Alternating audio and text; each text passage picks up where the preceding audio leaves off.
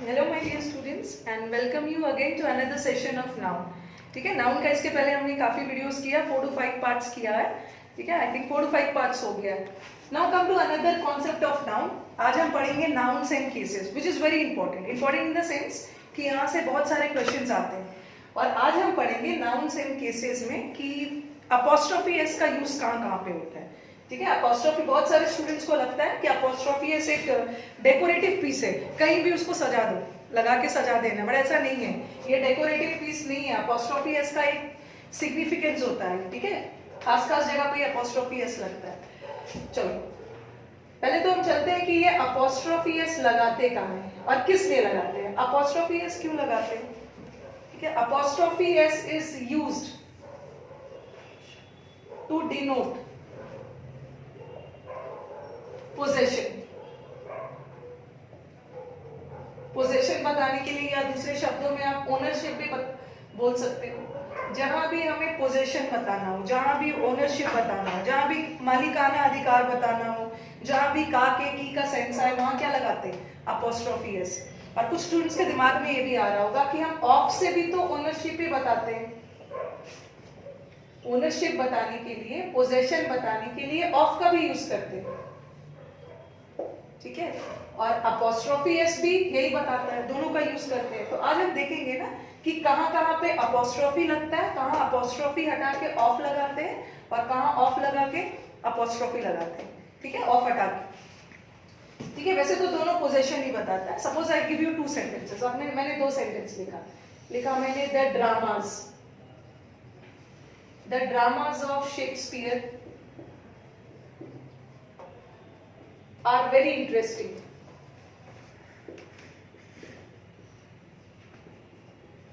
एक सेंटेंस मैंने लिखा कि शेक्सपियर के जो ड्रामास होते हैं वो बहुत इंटरेस्टिंग है, और यहाँ भी मैंने ऑफ लगाया, और ये ऑफ क्या बता रहा है, किसके ड्रामास, किसका ओनरशिप है, कौन पोजेस कर रहा है ये ड्रामास को, that is Shakespeare.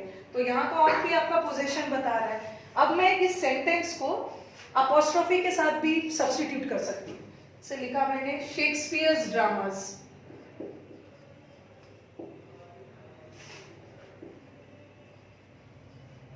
Are very interesting. दोनों सेंटेंस, मैंने 2 सेंटेंस लिखा, ऐसा नहीं है कि दोनों में से कोई एक सेंटेंस रॉन्ग है, दोनों सेंटेंस सही है। ठीक है, both the sentences are grammatically correct. या मैंने क्या किया, ऑफ की जगह अपॉस्ट्रोफी लगा दिया, और आप अपॉस्ट्रोफी हटा के ऑफ भी लगा सकते हैं। ठीक है, तो ये अपॉस्ट्रोफी एस हमारा पोजेशन बताता है, बिलोंगिंगनेस बताता है।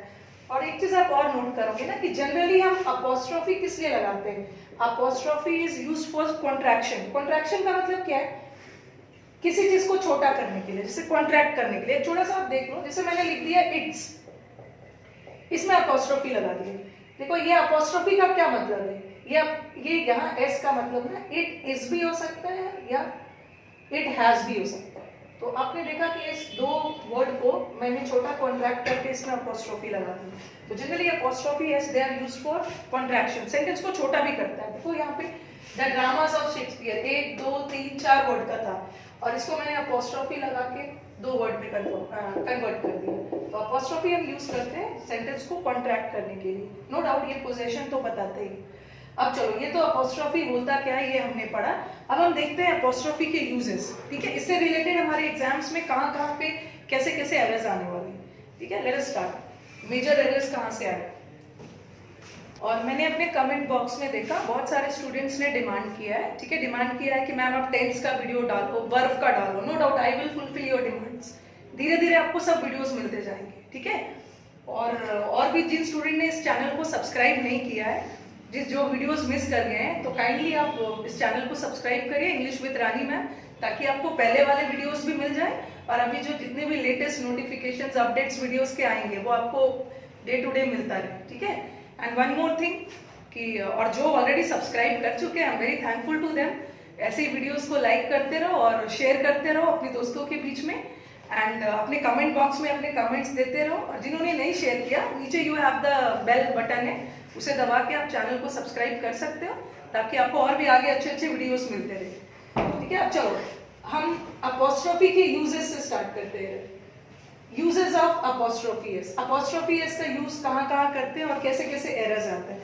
सबसे पहले अभी रिसेंटली हमारा सीडीएस का एग्जाम था, उसमें एक एरर आया था। स्टूडेंट्स का कंफ्यूजन है ये इट्स और ये इट्स के बीच, यहां अपोस्ट्रोफी नहीं लगा बट ये अपोस्ट्रोफी। अब देखो ये इट्स का मतलब क्या है, ये जो इट है ना ये इट का ही पोजेसिव केस है।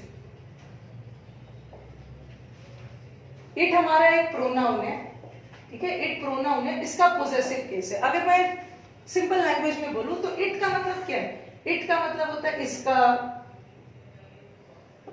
इसका डाल सकते हो, उसका डाल सकते हो, सॉरी इट्स का मतलब डाल दो, इट्स का मतलब है इसका या उसका, ये का के भी तो पोजीशन बता रहा है। और ये जो इट्स है, ये इट्स का मतलब है इट इज भी हो सकता है और इट हैज भी हो सकता है। अब आपको देखना है कि कहाँ ये अपोस्ट्रोफी का मतलब इज होगा और कहाँ ये अपोस्ट्रोफी का मतलब हैज होगा। ये तो आप डिसाइड करोगे कैसे, सेंटेंस देख के डिसाइड करो। इसे मैंने लिखा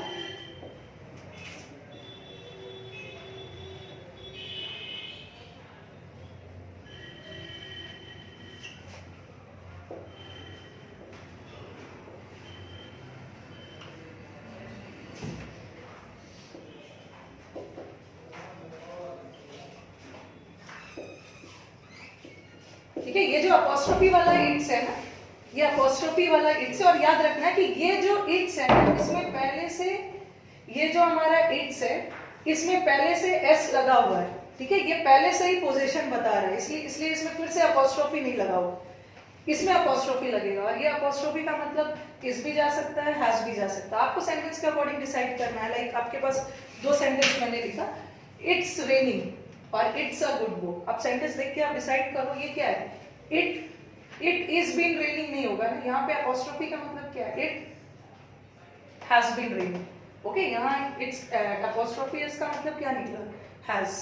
और it has a good book तो नहीं होगा, it is a good book. तो इट्स को आपको सेंटेंस देख के डिसाइड करना है कहाँ हैज होगा और कहाँ इज होगा। अब देखो इससे रिलेटेड हमारे अभी रिसेंट सीडीएस एग्जाम में एक एरर आया, एक ऐसा सेंटेंस था, the map shows the course of Ganga and its tributaries। और यहाँ कोर्स का मतलब ना वो मत कोर्स समझ लेना, सीजीएल का कोर्स, बैंक पीओ का कोर्स। यहाँ कोर्स का नदी का जो रास्ता होता है, नदी के कोर्स को हम क्या बोलते हैं, नदी के रास्ते को क्या बोलते हैं, कोर्स। ओके, नदी का जैसे रूट नहीं होता है, नदी का कोर्स होता है। तो जो मैप है वो रास्ता बता रहा है किसका, the map shows the course of the Ganga and it's tributaries. जो मैप है वो रास्ता बता रहा है किसका, गंगा और उसकी सहायक नदियों का। और यहाँ पे हमारा ये सेंटेंस आया हुआ है और एरर यहीं पे कहेंगे, यहाँ पे हमारे पास इट्स नहीं हो, ये वाला इट्स नहीं होना चाहिए था, ये होना चाहिए ये इट्स क्यों होगा, क्योंकि बात किसकी हो रही है, गंगा और उसकी सहायक नदियां। तो उसका उसकी उसका उसकी का सेंस आ रहा है तो आप क्या लगाओ, दैट इज इट्स। एक तो ये एरर है, ये इट और इट्स वाला, जहां बच्चों को प्रॉब्लम होता है, थोड़ा सा आपको सेंटेंस का सेंस देखना, ठीक है। अब हम दूसरे कॉन्सेप्ट पे चलते हैं, और अपोस्ट्रोफी से कैसे एरर आता। एक हमारा और भी बहुत इंपॉर्टेंट पॉइंट है, इसे मैं सेंटेंस के थ्रू ही समझा रही हूँ। एक सेंटेंस मैंने लिखा, somebody's book was stolen। और दूसरा कॉन्सेप्ट डाला मैंने,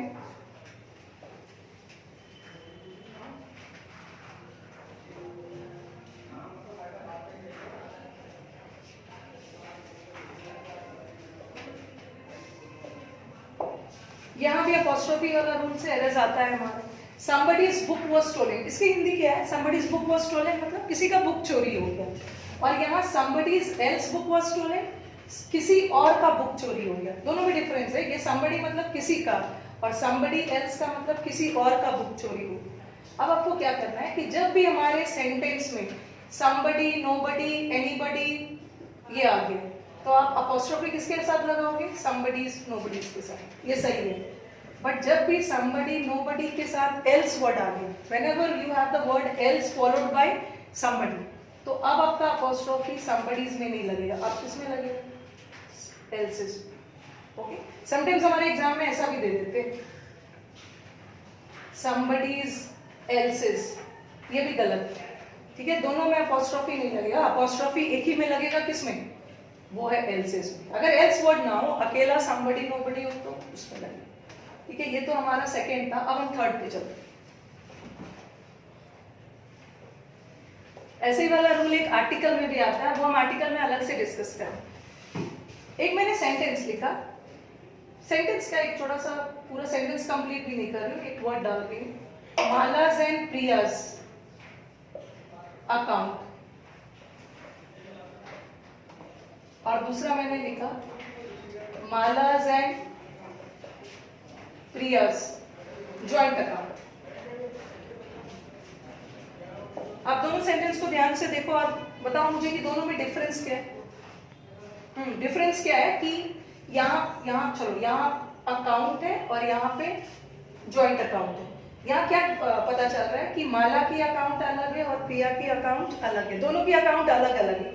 जब दो बातें अलग अलग दोनों व्यक्ति के लिए बोली जा रही है तो दोनों के साथ अलग अलग अपोस्ट्रोफी लगे।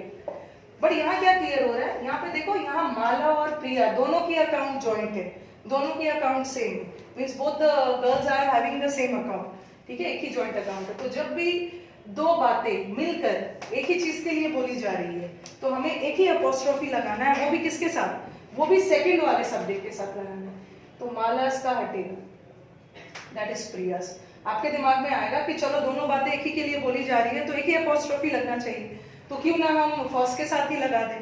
नो, हमारा रूल क्या बताता है कि अपोस्ट्रोफी एक ही लगेगा, बट किसके साथ, दैट इज सेकंड वाले के साथ। एक और एग्जांपल ले लो,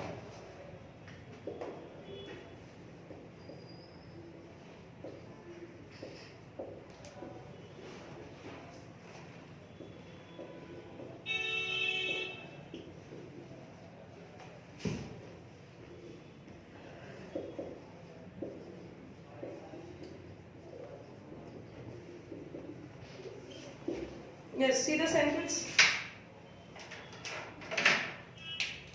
मैंने लिखा I went to Ram's and Sita's house and found the couple missing।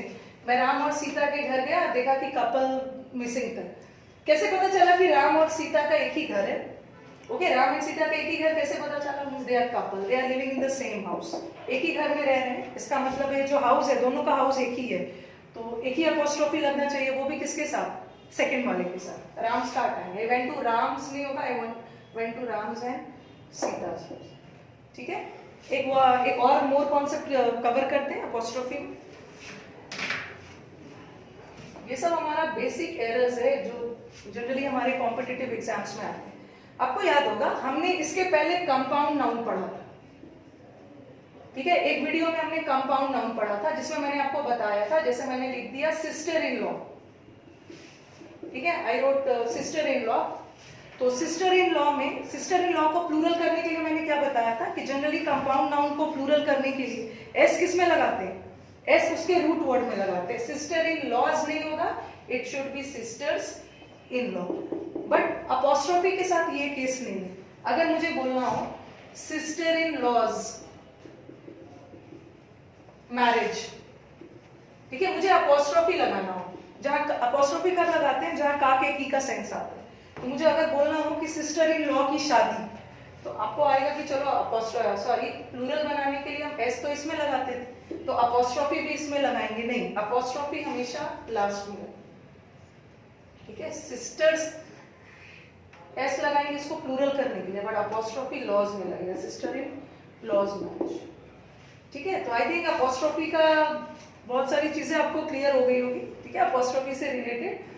And I want you people कि आप काइंडली वीडियो को देखते रहे हमेशा, ताकि आपको मैक्सिमम से मैक्सिमम ग्रामर वोकैब से रिलेटेड आपको नॉलेज मिलते रहे, ठीक है। And once again will again come with a new session of, अब तो मैंने नाउन खत्म कर दिया, आप लोगों ने डिमांड किया था नाउन पूरा करने के लिए।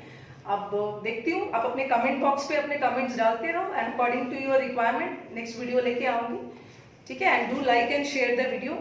चलो, थैंक यू।